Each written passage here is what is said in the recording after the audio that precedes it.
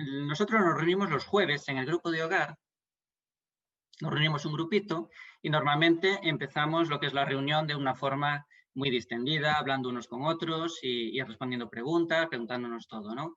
Pero este jueves pasado guiaba la reunión Lucas y en un momento dado nos hizo una pregunta, nos dijo, ¿vosotros creéis que es obligatorio obedecer la ley de Dios? Y de repente se hizo un silencio sepulcral durante, yo no sé si fueron 7, 8 o 10 segundos, pero estuvimos callados hasta que arrancó Esteban. Y es que realmente es una pregunta, parece un poco como de estas que le hacían los fariseos a Jesús, ¿no? ¿Es obligatorio? Parece una pregunta trampa. Porque ¿qué pasa? Que si decimos que sí, que es obligatorio, entonces a lo mejor empezamos a ver dedos acusadores de legalistas, ¿no? Dicen, uy, esto es muy legalista.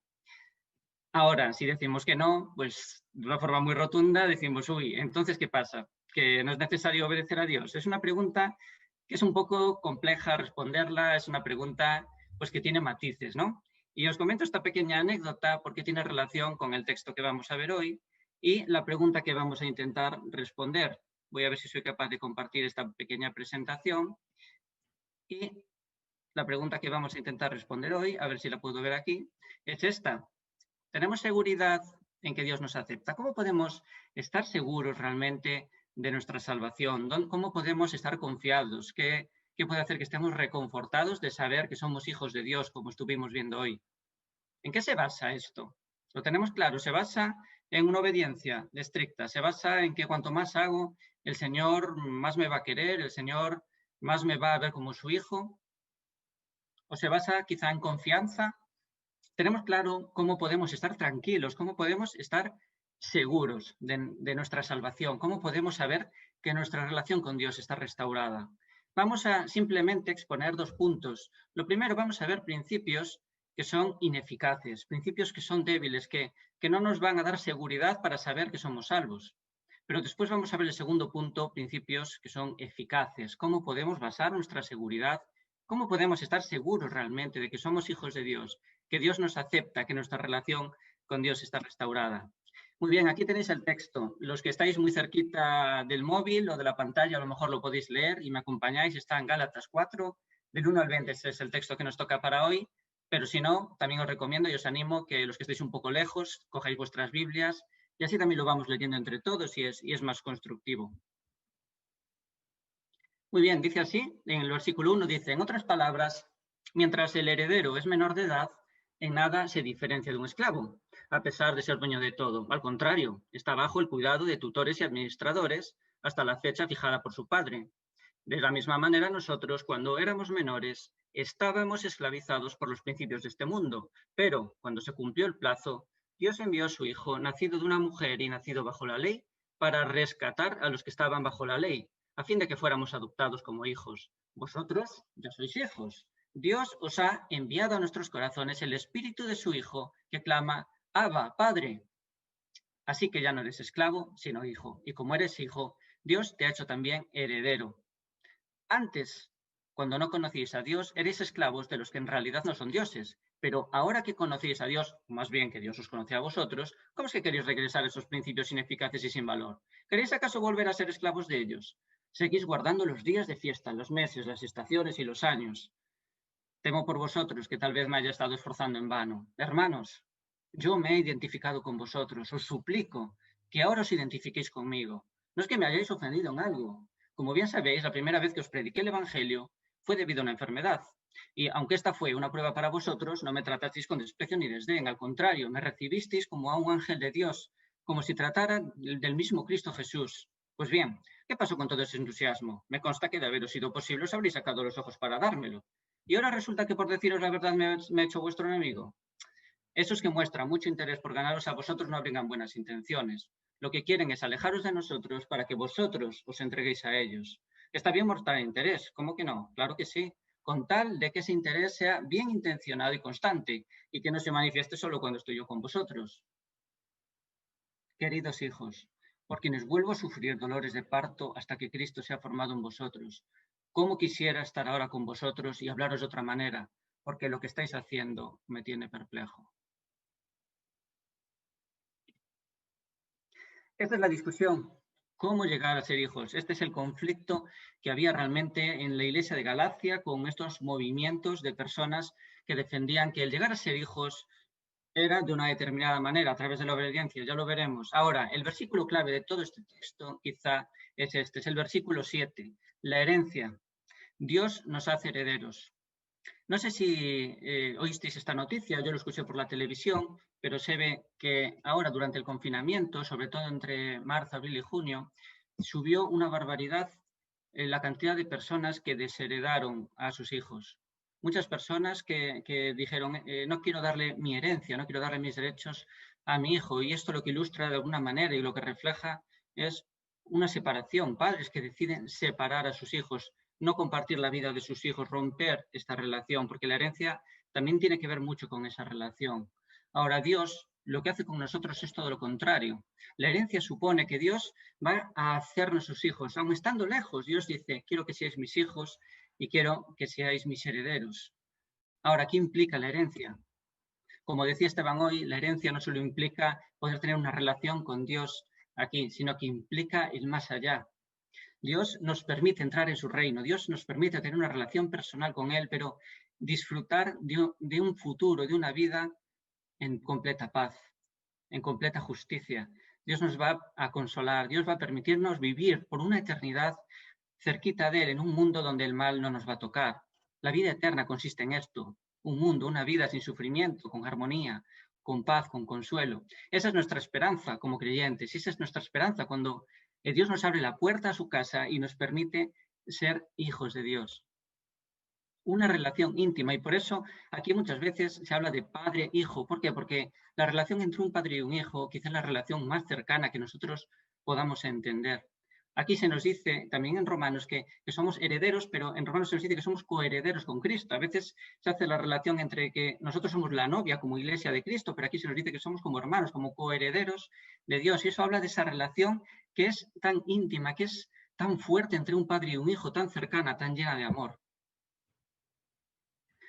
Una esperanza legítima.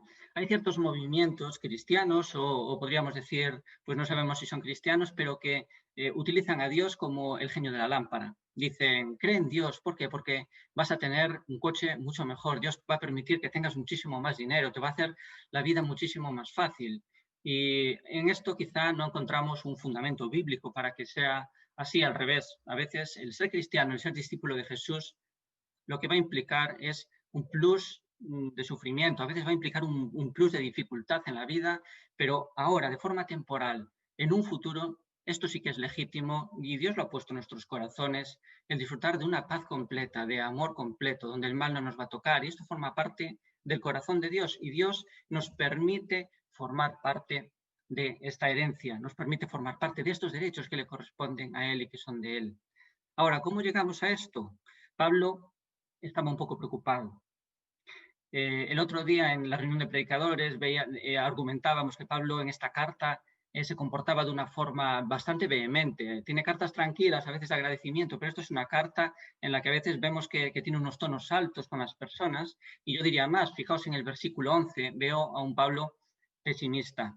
Veo a un Pablo que parece como si hubiera perdido la fe, como si hubiera perdido la fe en la iglesia, en estas personas. Dice, temo que haya trabajado en vano con vosotros. Temo que ya haya llegado un punto en el que ya no tenga nada más que hacer, como si no me quisiera seguir esforzando. Ahora, vemos a un Pablo alterado también. Dice, quisiera cambiar de tono, quisiera hablaros de otra manera más tranquila, quisiera que estuviéramos en calma.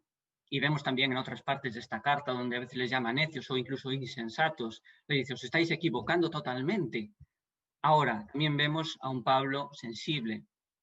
Fijaos lo que dice en el versículo 19, dice, sufro dolores de parto por vosotros.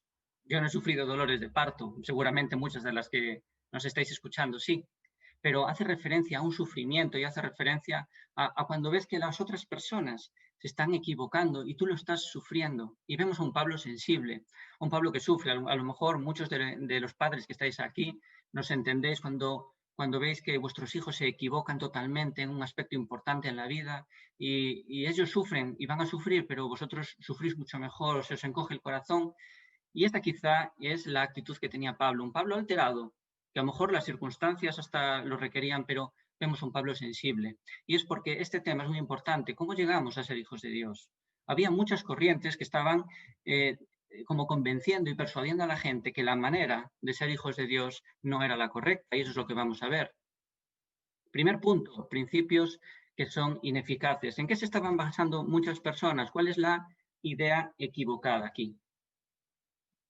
Eran judaizantes, perdón, y los judaizantes lo que defendían es que ellos ya se creían hijos de Dios, porque sí que había Dios hecho un pacto con el pueblo judío, un pacto de obediencia, para que ese pueblo lo diera a conocer, porque como nos decía Esteban hace unos días, la obediencia y seguir esas normas de alguna manera reflejaban el carácter de Dios. Pero ¿qué es lo que pasaba? Que estas personas ya creían que por obedecer una ley estricta ponían las leyes como si fueran esos sistemas normativos como un Dios en sí mismo y decían, si yo cumplo esto, entonces yo soy hijo de Dios.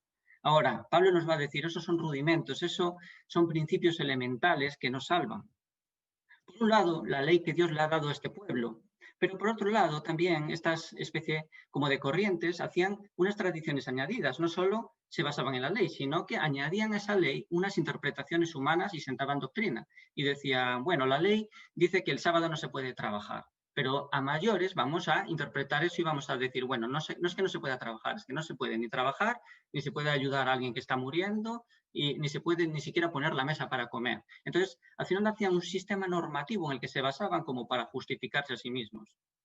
Ahora, ¿esto los acerca a Dios? ¿Realmente los acerca a Dios? Estos son principios ineficaces para salvarnos, para restaurar esta relación con Dios. Pablo nos dice en el versículo 9 que esos principios son débiles, que son ineficaces, que no tienen utilidad para esto. Aunque sigamos obedeciendo estos sistemas normativos, eso no reconcilia nuestra relación con Dios. ¿Cómo la llevaban a cabo? Este es el siguiente punto. ¿Cómo la llevaban a cabo esa obediencia?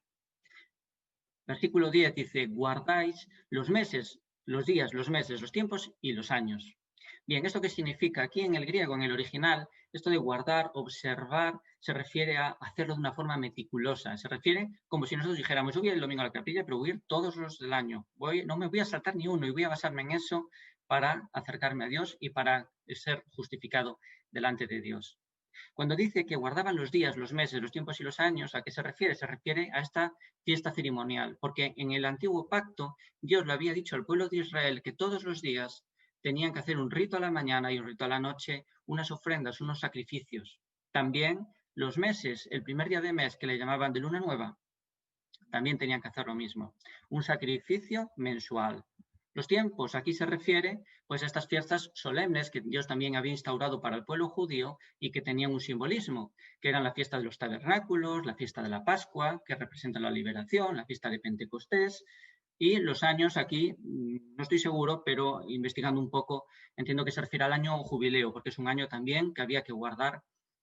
Pero como ellos, guardando estas fiestas de forma escrupulosa, lo que pretendían realmente era acercarse a Dios y seguir con todas estas tradiciones. Era algo que hacían los propios judíos de sí, pero también a nuevas personas que querían acercarse a Dios le decían lo mismo. Le decían, oye, si tú no haces esto, si tú no guardas esto, si tú no te circuncidas, si tú no sigues este sistema normativo, lo siento, pero no eres hijo de Dios. Podrás acercarte, pero no vas a ser hijo de Dios. Dios no te va a aceptar. Y eso generaba una gran confusión y un gran miedo. Había un énfasis en el hacer. Había un énfasis en que tenían que hacer ciertas cosas y sujetarse a eso. Y si no se sujetaban a eso, Dios no los iba a aceptar. Fijaos lo grave que es esto para decirle a una persona. En el versículo 12, Pablo les dice, yo os pido que os hagáis como yo. ¿Qué es lo que le está diciendo cuando dice que os hagáis como yo? Lo que dice es, yo me he hecho como vosotros. O sea, yo cuando llegué no os exigí nada de esto y ya veis que yo tampoco cumplo todo este sistema normativo. Entonces, lo que os estoy pidiendo ahora es que no vayáis vosotros a esclavizaros otra vez, sino que os hagáis como yo. Imitadme en mi comportamiento. Mira cómo yo estoy cerca de Dios y no sigo todos estos sistemas rituales que Dios no nos exige.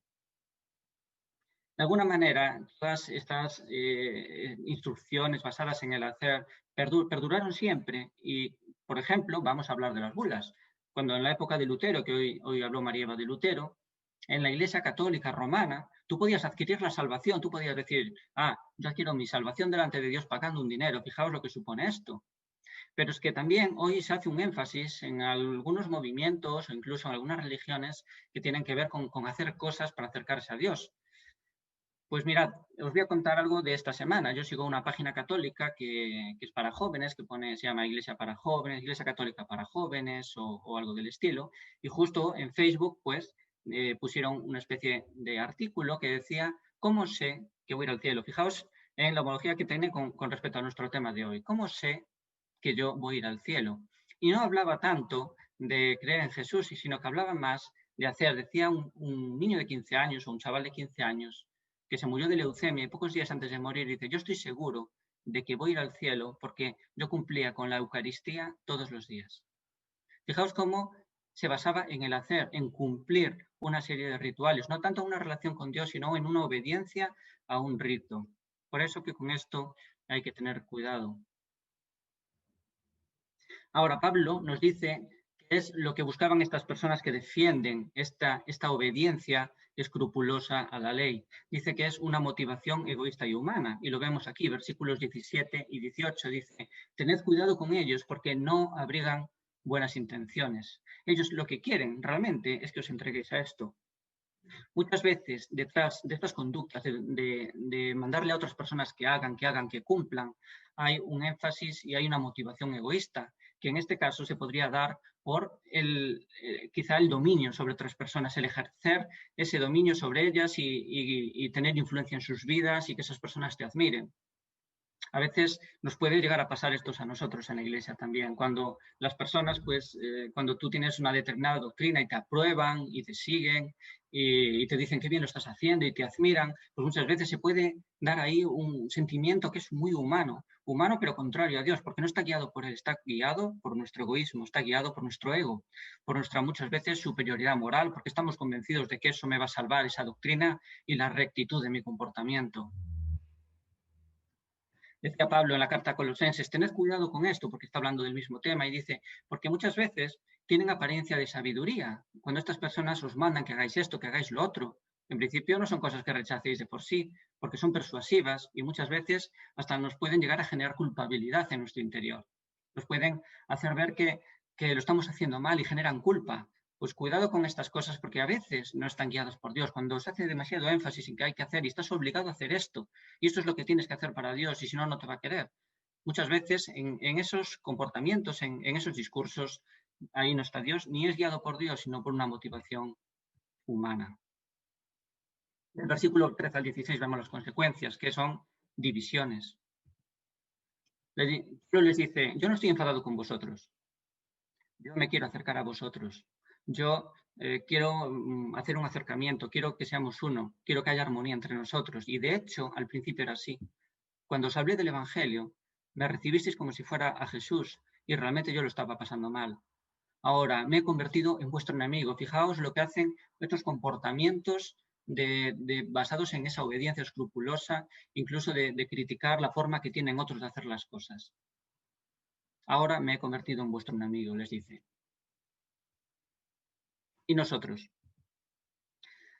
Servimos a Dios a veces intentando ganar méritos y que nos acepte por lo que hacemos. Muchas veces, cuando estamos involucrados en muchas actividades, cuando creemos que estamos haciendo las cosas bien y estamos siguiendo un sistema recto, decimos, uy, yo ya puedo justificarme delante de Dios, Dios me va a aceptar por lo bien que lo estoy haciendo. Eso nos puede pasar. ¿Cuál es la motivación para servir? ¿Cuál es la motivación para tener iniciativas en la iglesia, para ir a evangelizar, para ir a hablar de Jesús? ¿Habrá algo de egoísmo en ello, de ganar esos méritos? ¿O obedecemos por miedo a lo que otros puedan pensar, a lo que puedan pensar otras personas de nosotros? Uy, si yo no hago esto, esta persona a lo mejor me va a decir algo o la voy a defraudar. Puede que dudemos de nuestra salvación en algún momento por no estar haciendo lo que deberíamos. Acostarnos por la cama a la noche diciendo yo hoy no he hecho lo que debería, Dios no me aceptará por esto. Puede que al revés, puede que nosotros generemos culpa en algunas personas diciéndoles que tienen la obligación de hacer algunas cosas sí o sí. Esto es tu obligación y tienes que hacer esto y cargar sobre ellos esa culpa. Puede que nos esté pasando esto también. O juzgamos si otros son hijos de Dios por lo que hacen o no hacen. Una persona que está muy implicada y dices, esta persona es cristiana, seguro. Ahora, a lo mejor por una persona que está haciendo poco, también podemos atrevernos en algún momento a decir esto.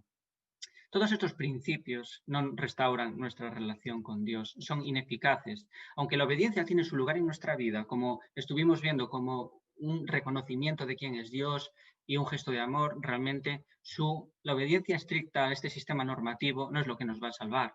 Vamos a ver, en segundo lugar, entonces, cuáles son los principios eficaces. ¿Cuál es la idea correcta? Fijaos lo que dice el versículo 7, y este es el versículo clave de todo este texto, que dice que somos hijos de Dios, que somos herederos de Dios por medio de Cristo. Es Cristo el que hace posible que nosotros podamos ser hijos de Dios. Es Cristo el que nos abre la puerta a la familia de Dios por lo que Él hizo. Jesús muere en la cruz, como estuvimos recordando hoy con Esteban, para perdonar nuestros pecados. Una iniciativa de Dios. Su sacrificio es indispensable para nuestra salvación. No podemos llegar a Dios de ninguna otra manera. No hay otra manera. Si Jesús no hubiera muerto por nosotros, no hubiera muerto por la humanidad, por ti, por mí, por cada uno de nosotros, nosotros hoy no podríamos considerarnos hijos de Dios. Nadie en la humanidad puede salvarse si no es por medio de Jesús. La muerte de Jesús fue el hecho clave en ese tiempo señalado por el Padre para rescatarnos. Nos redime. La palabra redención hace referencia precisamente a algo que Esteban nos ilustró antes. Cuando llegas allí al restaurante y te das cuenta de que no tienes dinero, de que no puedes pagar, esa es nuestra situación delante de Dios. Queremos cumplir la ley, pero no podemos. Podemos a lo mejor cumplir algún pequeño punto, pero no podemos cumplirla toda. Y tenemos una deuda, igual que la deuda que tenía Esteban con ese restaurante. Pero la palabra redención, ese rescate, habla precisamente de que hay otro que pagó. No es que la deuda quedara sin pagar, sino que hay otro que pagó por nosotros, y ese fue Jesús. Jesús, como iniciativa de Dios, pagó por nosotros. Dicen Colosenses que había unos decretos que nos acusaban. Los decretos hacían una lista de deudas, de cosas que no habíamos cumplido, pero Jesús en la cruz anula todos esos decretos porque hace justicia pagando por nosotros. Todos nos encontrábamos alejados de Dios. Aún los que íbamos a la iglesia desde pequeñitos, aún el que no había oído hablar de Jesús, sí nos encontramos alejados de Dios y Dios nos va a permitir ser hijos de Dios. Ahora, vemos también que es una iniciativa de Él. No es algo que salga de nosotros. Fijaos lo que dice el versículo 2. Dice, en el tiempo señalado por el Padre, cuando antes nosotros, tanto hijos como esclavos, estábamos oprimidos, estábamos sin poder disfrutar de esa herencia, dice, en el tiempo señalado por el Padre, en el tiempo señalado por Dios, envía a Jesús para realizar esta obra, un gesto de amor hacia nosotros que en un momento determinado Él lo hace.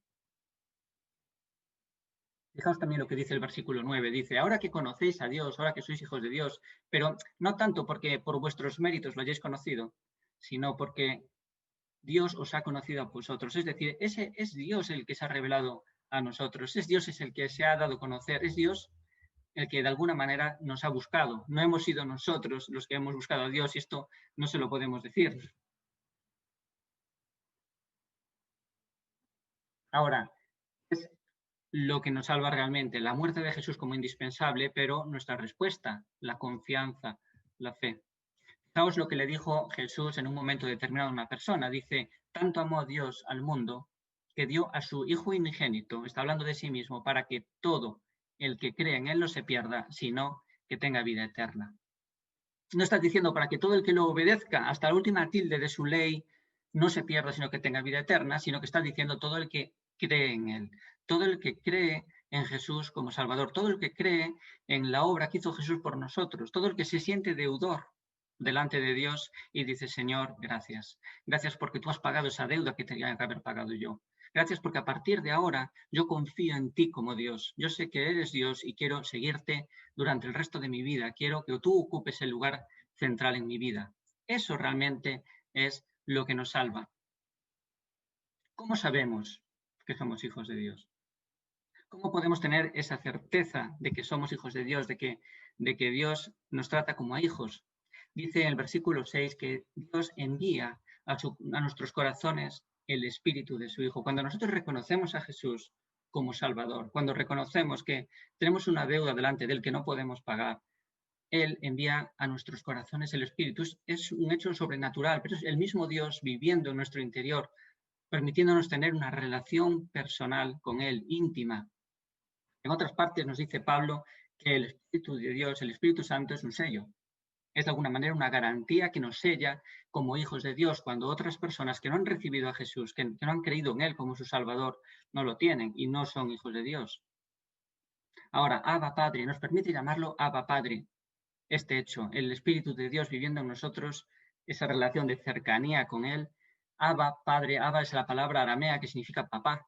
Por eso muchas veces podemos decirle a Dios papá. Dios no es un Dios lejano, es un Dios cercano que nos permite decirle papá.